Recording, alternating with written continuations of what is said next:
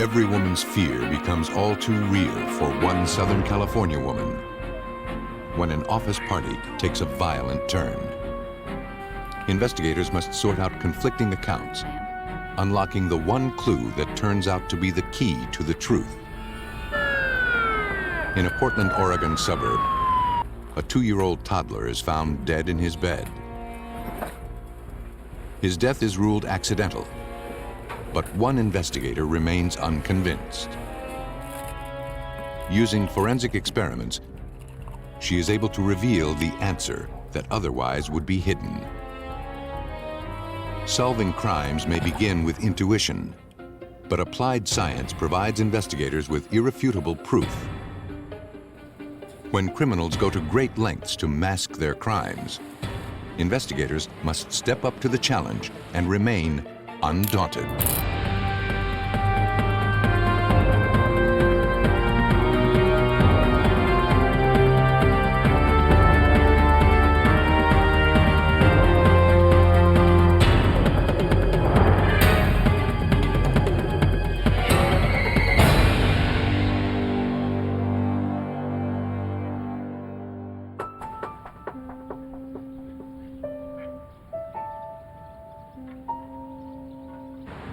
In this episode, some of the names have been changed. The city of Long Beach, California is on the cutting edge of the hottest trends and the hippest night spots. But sometimes the lure of the glittering lights and living life on the fast track leads to danger. 4 a.m. on a warm July night in 1999, Patricia White staggered from an apartment. Patricia. She was both disheveled and disoriented. Just come back in, okay? She was wearing her business suit and a t-shirt that wasn't hers. A man named Lorenzo Fial frantically tried to get her to come back into his apartment. But she wasn't coming back. She was desperately trying to call 911. Long Beach Police. Hello? Hello? Hello, ma'am? I need help. I don't know where I am. Hello? When she finally got through to the Long Beach Police Dispatch, she was confused and dazed and unable to tell police where she was or how she got there. Okay, what happened to you, I ma'am? don't know. 24, you clear a call. 10-4 route. The dispatcher sent a team of officers to the scene. And right now. The dispatcher kept her on the phone, hoping she'd recognize landmarks that might be a clue to her whereabouts. Okay. Okay, Great. can you see him? Yeah, they're getting out. They're Okay, getting go out ahead and tomorrow. talk to Oh, him. hold on. When the officers approached, they immediately sensed that Patricia was not acting right. Can I talk to you for a minute? She was frightened and completely disoriented. You okay? Patricia told him that she woke up in a strange apartment and wasn't wearing any clothes.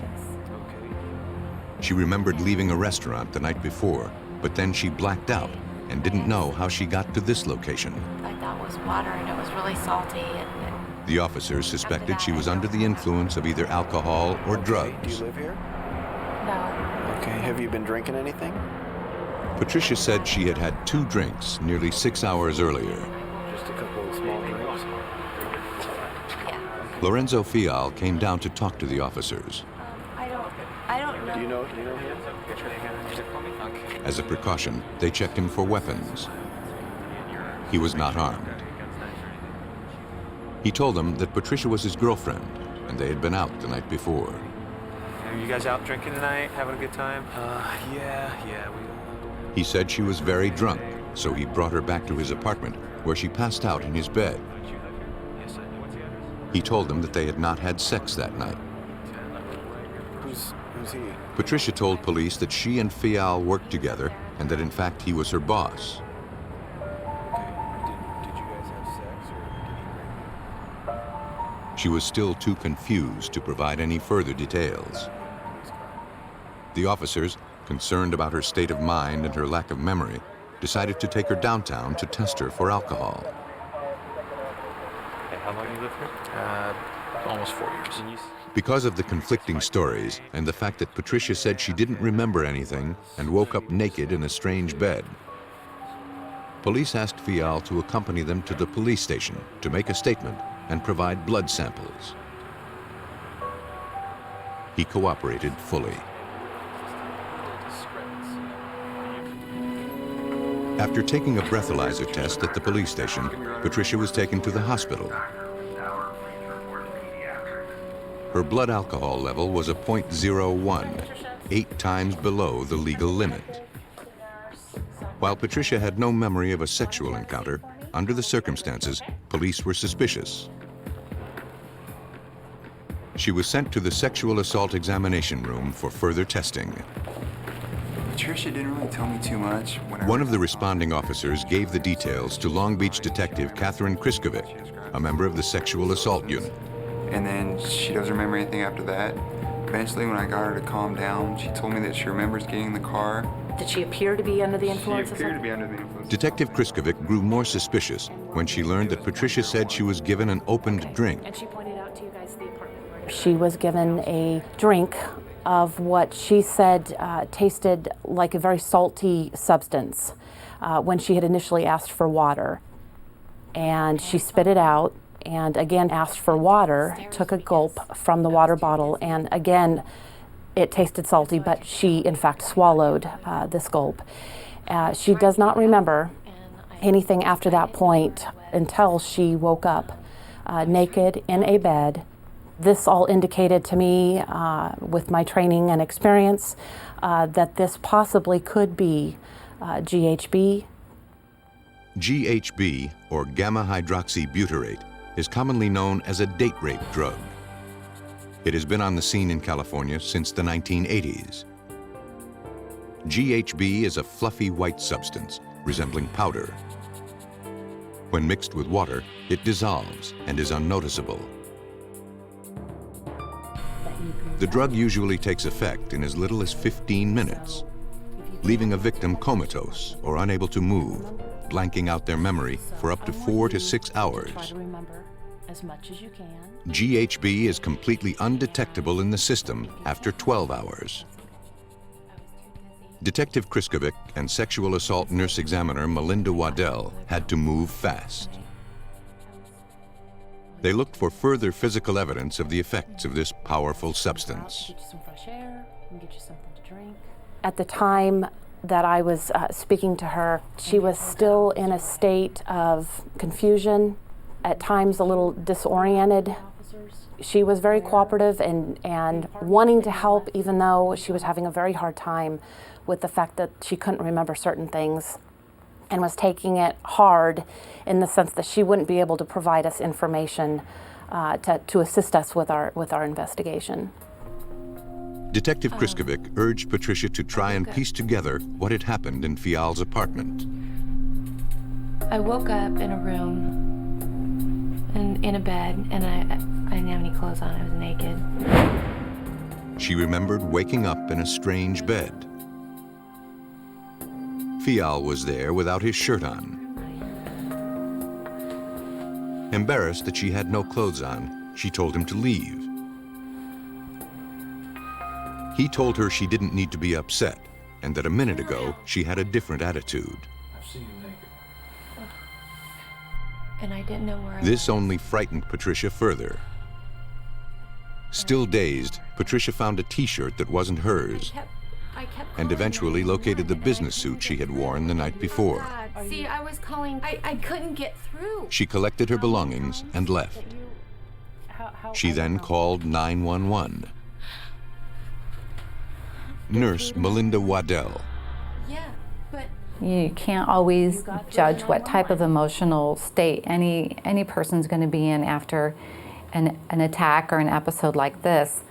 Patricia White was shaking, she was tearful, she was confused about what happened to her. I need you to get a urine sample first. Nurse Waddell began a forensic examination. She asked for a urine sample. This would determine if GHB was in her system. The sample would be sent to the lab to check for the substance. She then conducted a full-body examination. She asked Patricia to remove her clothing. As we're collecting evidence, we have no idea what the significance of any piece of evidence is going to be. until later in the investigation. And at the same time, the forensic nurse will examine her entire body, and we're looking for scratches, bruises, bite marks, anything in her hair, anywhere on her clothing, any piece of evidence that could help put the story together of what happened to her. After we examine her entire body, we also use a special lamp called a Woods lamp, and that's an ultraviolet light. Then we scan her body. If there's any dried secretions or substances on her body that will fluoresce positive, we can see it with this light, and then we collect a sample. And we did have a positive sample on Patricia. Samples? Melinda Waddell discovered dried semen on Patricia's body. Vaginal and anal swabs also indicated the presence of seminal fluid.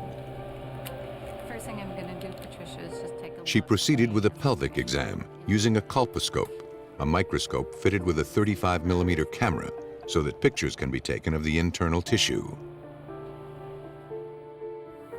In Patricia's case, we found some abrasions on her cervix.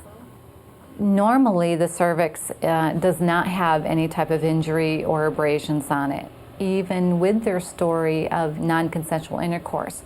It's very difficult to cause any type of self-inflicted injury on the face of the cervix. So it's a significant finding when we do see it. During consensual sex, most women's bodies experience a natural arousal response, Samples just from the making it outside. difficult to injure the cervix during intercourse. The bruising on Patricia's cervix indicated she was not a willing participant. Internal abrasions and hemorrhaging also indicated forcible sodomy. The conclusion that we can draw whenever we find an abrasion or a tear or a bruise that there was some type of injury created, and that's from blunt force trauma. We can't say what caused that injury, but that something was inserted and created an injury. We also can't really testify to the fact whether it was consensual or non-consensual unless the injury was severe, and then we could say that was extremely painful, and who would consent to that type of force.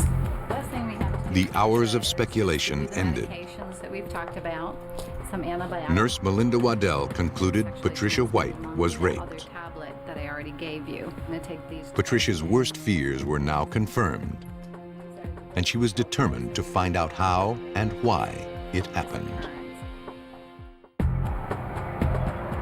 After a long night of questions, Long Beach investigators had at least one answer. Patricia White had been raped. She remembered little more than waking up naked in her boss, Lorenzo Fial's bed. Because she blacked out and couldn't remember how she got there, Detective Catherine Kriskovic suspected she was given the date rape drug, GHB. While she awaited the toxicology findings, Detective Kriskovic wanted to hear Fial's version of events. Really like it. This is one of Chevy's newer blonde. An officer went to the car dealership where he worked as the sales manager. Come have a seat if you like. Can you tell me what happened yesterday with Miss White? Oh. The officer asked Fial about the events of the evening. After we got off work. Right. We're just gonna celebrate. We had a lot of food. We had about 15. He said that it was his birthday, and they had gone out to celebrate at a restaurant. Patricia had parked her car at a friend's house and rode to the restaurant with some other co-workers. Fial said that it was quite a party, with lots of food and liquor. He said that Patricia drank too much and was acting a little crazy. She was definitely coming on to Fial. All right. Oh, I need We're gonna two pour you a drink. She had way more to drink than she normally does. So Fial claimed she was so drunk he offered to drive. instead of have her drive, I thought we. This information matched his earlier statement. But then his story changed. That was one of the weird things about her. He admitted that he actually did sleep with Patricia, but said that it was consensual. Just kind of woke up. Worried about losing his job and trying to keep their relationship a secret was the reason he lied to That would have police. caused her to dial 911 or call the police. He claimed they had been seeing each other for a couple of months I have no idea. I truly and had had sex on more than one occasion. and just started yelling. Detective Kriskovic contacted several of the people who attended the party that night. Good afternoon. This is Detective Catherine Kriskovic with Long Beach Police All of them Department, corroborated and I'm calling Fial's in story. regards to a situation that I'm involved in. They said that Patricia was drunk and came on to him. A cocktail, okay. The case was shaping up to be Patricia White's word against Lorenzo Fial's. Detective Kriskovic looked up Fial's record. She discovered that he had 3 prior convictions for robbery, cocaine possession, and spousal abuse. That proved nothing. Though he had a criminal past, he wasn't necessarily a rapist. But someone was clearly lying. Detective Kriskovic hoped the forensic lab would determine who was telling the truth. Patricia's urine samples were sent to the LA County Coroner's Office. Supervising criminalist Dan Anderson was assigned the case. Detective Kriskovic contacted me directly to analyze this particular urine sample from what they called a credible rape victim. Because we are the coroner's office and we deal principally with postmortem samples, we don't routinely do antemortem or live people's urines or blood samples. Because we were the only lab in the area that could do a GHB analysis at that particular time, I said that they could bring it on over and we'd be willing to help them out. Anderson proceeded with the GHB testing. He obtained 2 urine samples. He needed to compare the original sample from the morning of the assault to one from several days later to act as a control sample. The control sample would tell him how much GHB was normal in Patricia's body. GHB, or gamma hydroxybutyrate, is a natural substance in your body. As a toxicologist, you normally won't see it, or you'll see it at very, very low levels. So if someone actually took the GHB, it'd be a large amount either in the blood or urine sample. Both of the urine samples are individually combined with chemicals that separate the GHB from the specimens.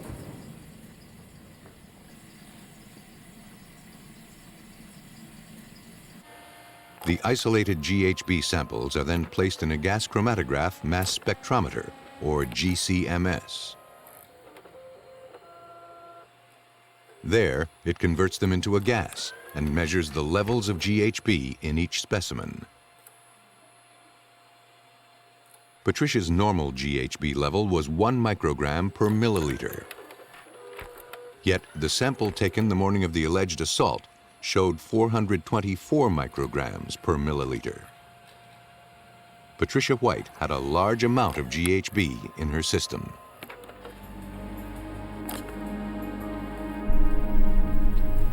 Detective Kriskovic spoke with Patricia again to tell her what Fial had said about their relationship. But I want to ask you again. Patricia was stunned when she heard that Fial had said that they were dating and had been intimate before. She said she had known Fial for nearly 7 years, but claimed they never had a sexual relationship. Patricia White talks about that night. So I didn't know him. It was a working relationship. He was my boss. He was in control of the dealership, and he was in control of my paychecks. So that's how I knew him. Ready? Come on. Again, her story contradicted what Fial had said.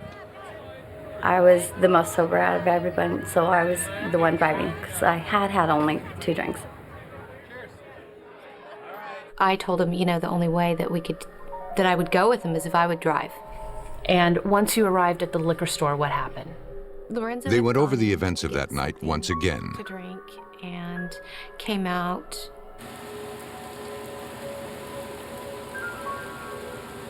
She said Fial had stopped to get some vodka. Patricia asked if he'd get her a bottle of water. He gave me the water, and it was horrible tasting. And then within like 5 minutes of that, very short distance, that I don't have any memory at all. Patricia White's memory was hazy. She was still confused about exactly what happened that night. But what she did know was she had been raped, and large amounts of GHB were found in her system. Even that's fuzzy. I don't remember. How it got there was a mystery. And the one person who might provide answers was the last person to see her before she passed out. And that was Lorenzo Fial.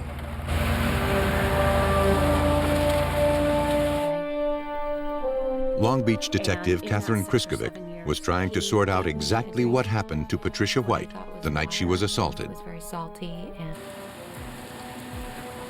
Patricia had been raped, and large amounts of an illegal substance, GHB, a date rape drug, was found in her system.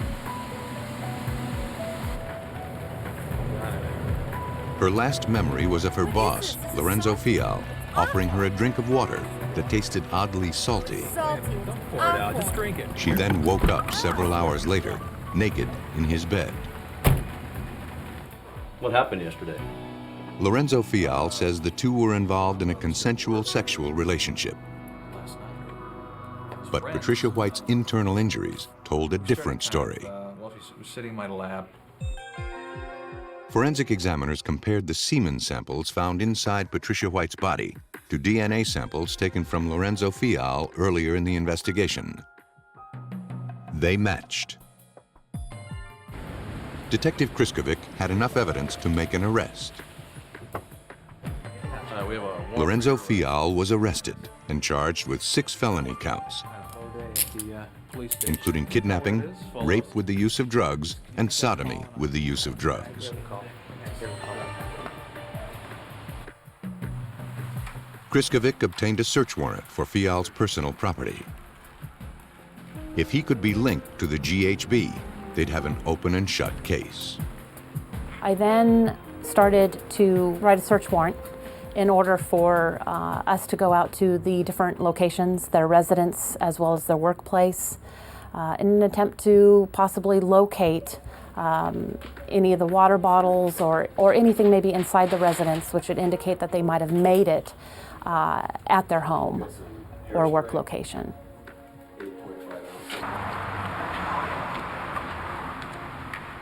During a search of his car, they recovered some water bottles and sent them to the lab for further analysis. The lab conducted tests to determine if the water was tainted with GHB. The results were inconclusive.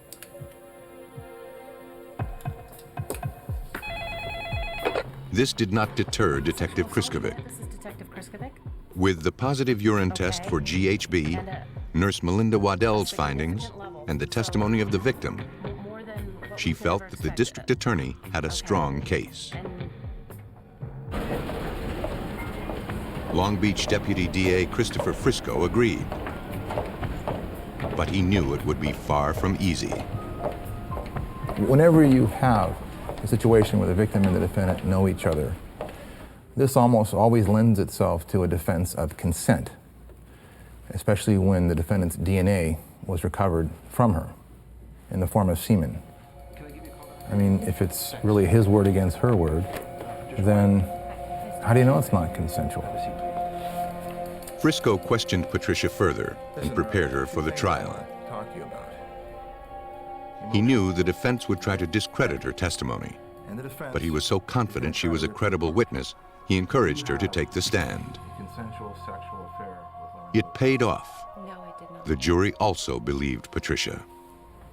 Patricia testified that she was driving the vehicle that she was in with Lorenzo Fial.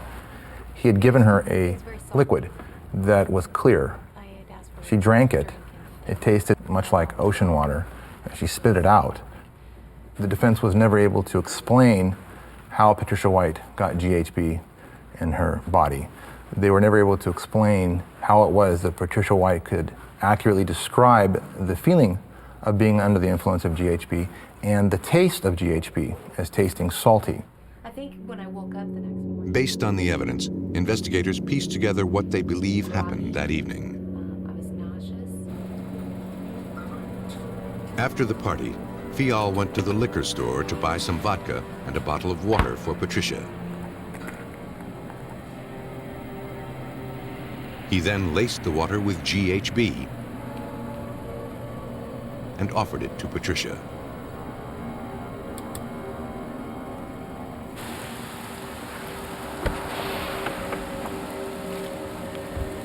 I asked for my water, and I took a big drink of it because I was really thirsty. And it just tasted so bad that I spit most of it out. No, it's Come on, salty. wait a minute. Don't pour it out. Just drink it. Here. No. Let me switch. I'm going to drive. And then my next memory is being in a bed with him throwing back the covers on the bed and me being naked and not being able to move and not being able to see past like 1.5 feet. On March 27, 2000, Lorenzo Fial was convicted of 4 counts of rape and sodomy with a drug and sentenced to 11 years in prison. He never admitted to any wrongdoing. No regrets, no remorse, no nothing, no admission of nothing. He actually said to me that it's only 3 of us that know what actually happened. There's him, I, and God would make me pay for this. Today, Patricia White works with the Rape Crisis Center in Long Beach, helping to educate law enforcement agencies and schools about the dangers of GHB. The determination of forensic investigators to search for the truth resulted in justice for Patricia White. But when Oregon authorities are confronted with a child's mysterious death, they discover that the answers they seek depend on asking the right questions. Coquille is located in coastal Oregon and sits beneath the Three Sisters mountain range along the Coquille River, an ideal place to bring up a child. On September 1st, 1999, Denise Carter and her live-in boyfriend, Stacy Brown, celebrated Denise's birthday over breakfast. Around 9:15, Denise noticed her 2.5-year-old son, Mikey, had not awakened.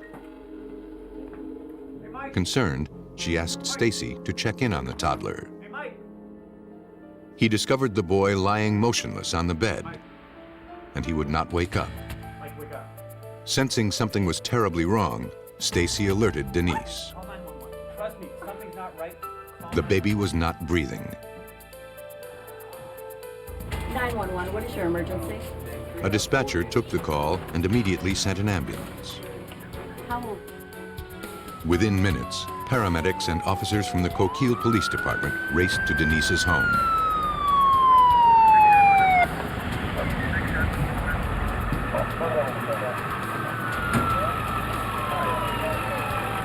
Denise rushed them into the child's room.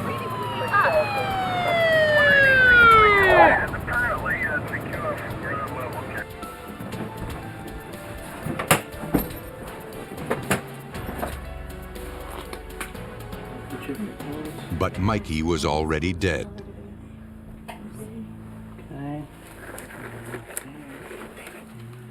Denise and Stacy were devastated. For just a minute, please. Yeah. The circumstances surrounding Mikey's death raised suspicions. We can go someplace else. Assistant Deputy Medical Examiner Chris Karsher was called to the scene to investigate. I'm so sorry. What's going on? Denise and Stacy said Mikey was fine the night before, and neither of them noticed anything unusual. Denise had turned in early. Stacy had stayed up with Mikey. He said that when he put the child to bed, he was fine. Karcher decided to look through the house in search of an explanation as to why Mikey had died. The forensic team was already gathering evidence at the location. As Karcher entered Mikey's room, she began to notice something unusual. The child's bed was relatively undisturbed. The one thing that you did notice was the way he was laying, and several of the detectives, as the morning progressed, would look at him and say he looks staged. It looks like, you know, somebody's laid him there and positioned him, and it looked staged. Another detective on scene thought that the diaper just wasn't right. It wasn't wrinkled enough, or I can remember thinking that at the time. That's not the way my 2.5-year-old slept when he was 2.5. You know, he would have been all over the bed. Karcher also noticed that the bathtub had a small amount of water in it. Wet towels lay on the floor.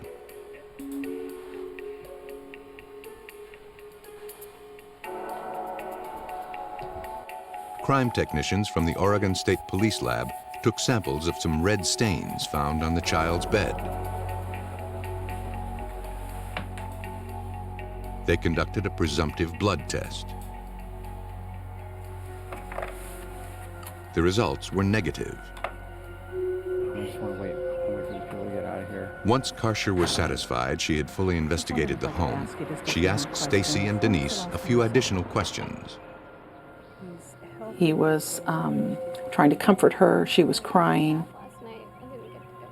When I asked the two of them what they thought might have happened to Mikey, Stacy Brown told me that he probably choked on something. I think he choked. Stacy claimed Mikey would put anything he could get his hands on in his mouth.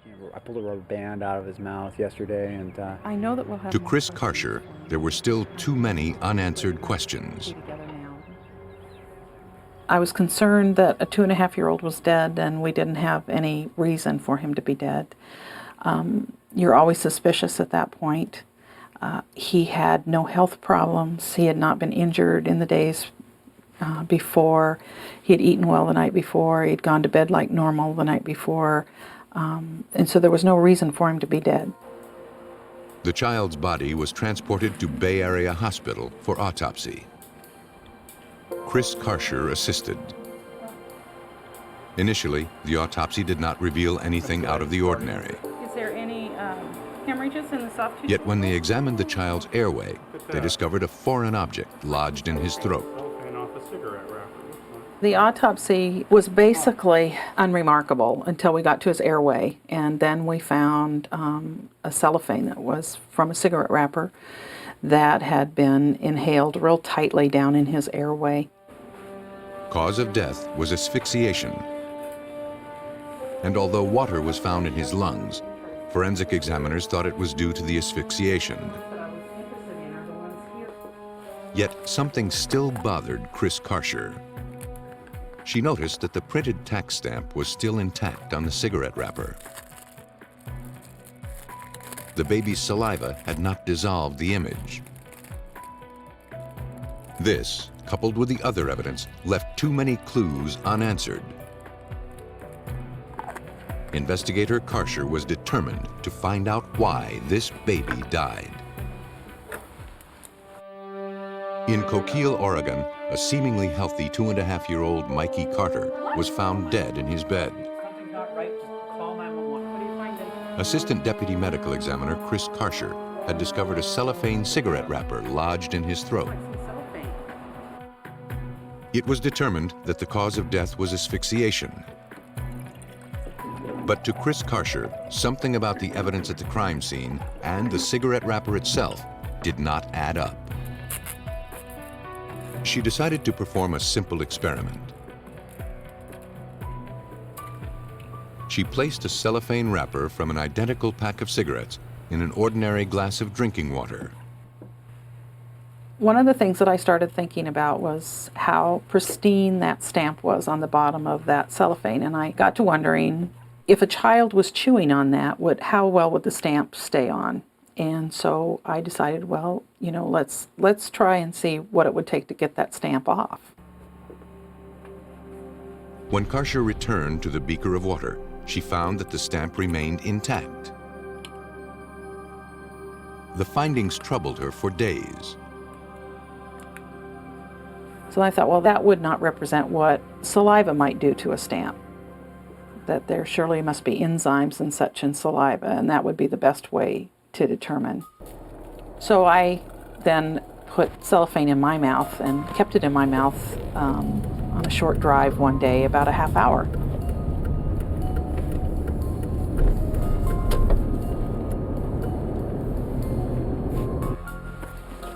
When she got back to her office, she examined the wrapper. And when I took it out of my mouth, the stamp was almost gone. All that told me at the time was that it wasn't in his mouth very long. What few places on the piece of cellophane that I had between my teeth, it poked holes in the cellophane. And what had come from Mikey's throat had no holes in it. The cellophane was all intact, as well as the stamp. Karcher recalled that Stacy Brown had said the little boy was curious and was always stuffing things in his mouth and chewing on them. Yet there were no bite marks on the cellophane. At the Children's Advocacy Center, Chris Karcher reviewed the case with the Coos County Child Fatality Review Team. Over the next several days, a team of investigators continued to pore over the facts. Detectives Vaughn Edsel of the North Bend Police Department and Pete Lichty of the Coos County Sheriff's Office joined the investigation. The first step was to obviously go over the existing material with a fine-tooth comb, try to identify any inconsistencies or any other questions that remained unanswered. At the same time we were doing that, a profile was being put together on Mr. Brown and Mrs. Carter and the immediate family, so we could have a roadmap on how to proceed with the investigation. Detective Edsel asked Stacy and Denise to come down to the station to write out what they remembered about the night Mikey died. When Stacy finished his statement, he was eager to leave and wanted to know why Denise was taking so long. When I first met Stacy Brown, my initial observations of him were that he was very guarded and very cautious. The more time I spent with Mr. Brown, the more he became agitated and the more he became defensive and very guarded. Denise appeared more cooperative, and her statement was a detailed 11 pages. After finishing their statements, Stacy became angry with Denise. He was nervous, almost paranoid about what she had written in her statement. Detective Lichty remembered Stacy's volatile behavior. Mr. Brown finished relatively quickly in comparison to Mrs. Carter. It took him quite a bit of time to produce those 2 1/4 pages because he was giving it quite a bit of thought. I noticed that he was thinking quite a bit about what he was writing, whereas Mrs. Carter was just writing pretty much free thought, which was encouraging for us because we thought it would reveal some details. Detectives Lichty and Edsel reviewed the written statements and found inconsistencies. They then ran background checks on both. Stacy Brown's report indicated a long history of violence. Detective Edsel, take a look at this. Brown also had a record of alcohol and drug-related offenses. Menacing here. What do you think? I think we should contact his probation officer. Okay. Let's go. They dug deeper into his criminal past. I learned that he was currently on probation and actually for menacing a former girlfriend of his, where the encounter had evolved into a pretty violent ending where Mr. Brown refused to leave the relationship. How long ago was that? The probation officer also confirmed that Stacy had a drug problem, specifically with methamphetamine and marijuana. Appears to have a short fuse. Investigators would not let up and met often to go over the case. They went over everything, looking for anything they might have missed. Well, there is one thing that I'm not sure how important it is, but there was standing water that I noticed in the bathtub. One crime scene photo particularly disturbed Chris Karcher. It was of the bathtub and a small amount of water. Karcher wasn't sure what it meant, but the evidence did not square with Denise and Stacy's testimony. Denise had said that no one had taken a bath or shower the evening before. Investigators now knew they weren't getting the whole story. Detectives Lichty and Edsel decided to ask Stacy and Denise to take lie detector tests. They agreed. But on the day the test was to be administered, Denise showed up and told them Stacy had changed his mind. I don't know. Then last night he started screaming at me about coming in today. He didn't want me to come in. Yet shortly thereafter, Stacy showed up at the front desk.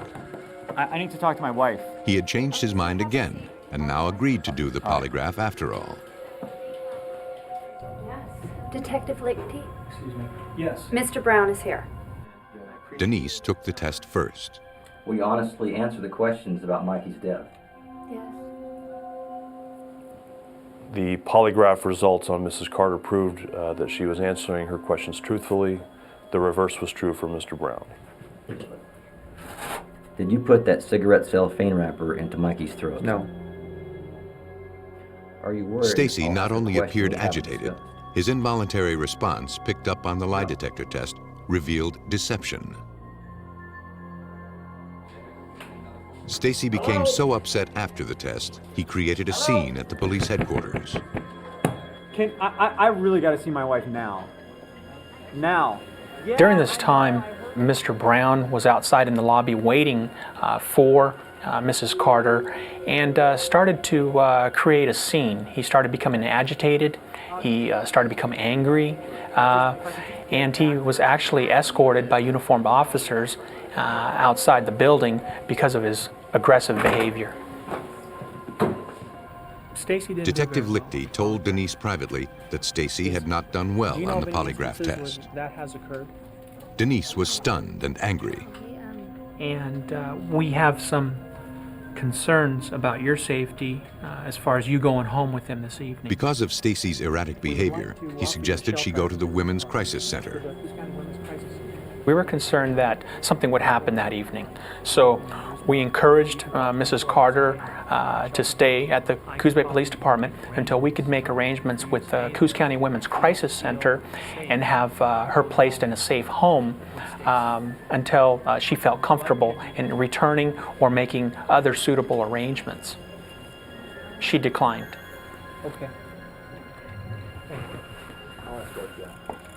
Excuse me, Mark.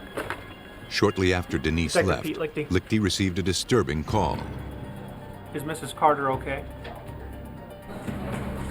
The pressure of the investigation had pushed Stacy Brown too far. He had threatened and assaulted Denise. He was arrested for domestic menacing. And having been convicted for domestic abuse before, he was all too familiar with the procedure. It appeared that Stacy Brown was not the devoted family man he professed to be the night of Mikey's death. And perhaps he knew more than he was letting on. If he did, investigators were almost certain to find out.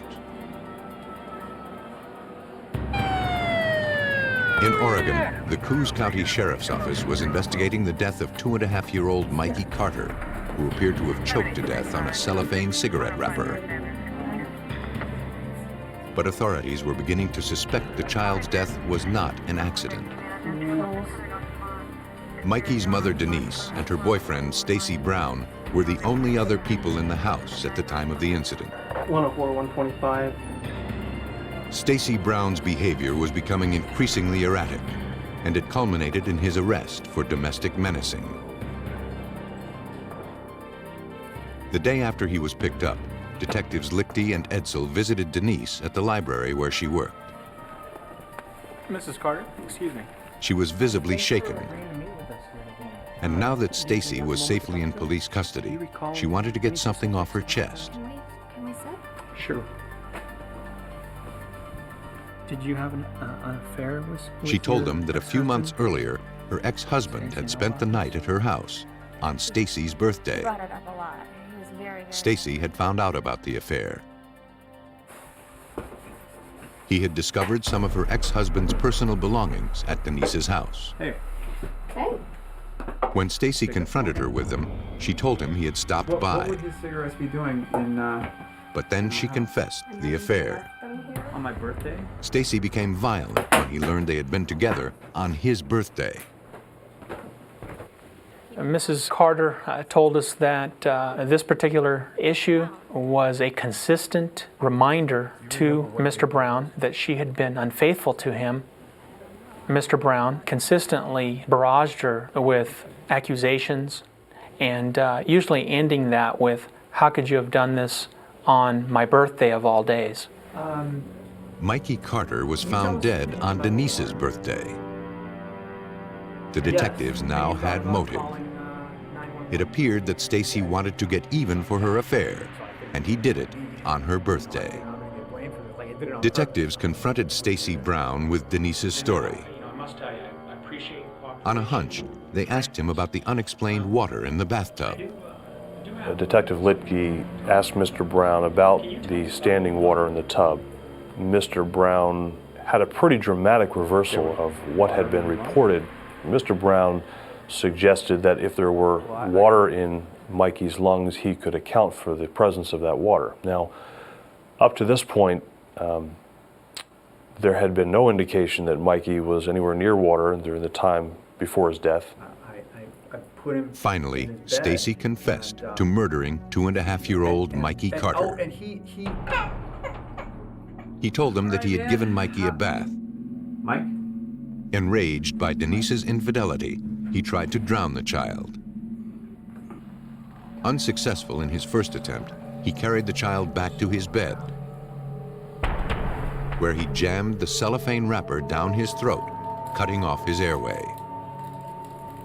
Mr. Brown admitted that while Mikey was still breathing, he removed a piece of cellophane from the cigarette pack and inserted it into Mikey's throat to make it appear that Mikey had choked.